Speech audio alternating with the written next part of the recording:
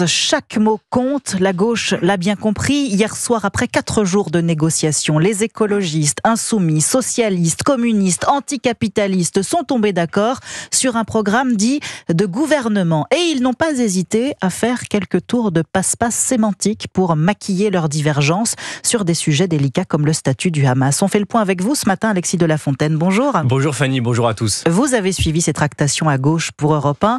Le contenu exact de l'accord sera présenté à la mi-journée. Que sait-on de ce texte pour le moment, Alexis ? Alors écoutez, selon les informations d'Europe 1, le compromis qui a été trouvé porte sur 2 sujets sensibles, la lutte contre l'antisémitisme et la question du Hamas.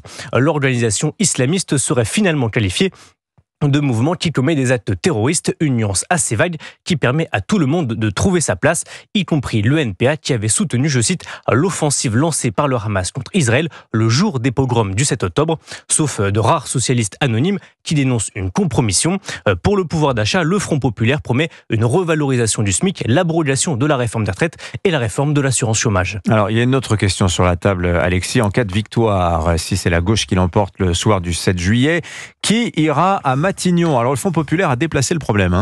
Oui, c'est un peu la patate chaude en réalité. Le Premier ministre sera finalement choisi après les législatives par le premier groupe politique à l'Assemblée nationale, ce qui évite la guerre des chefs entre Jean-Luc Mélenchon, Fabien Roussel et François Ruffin.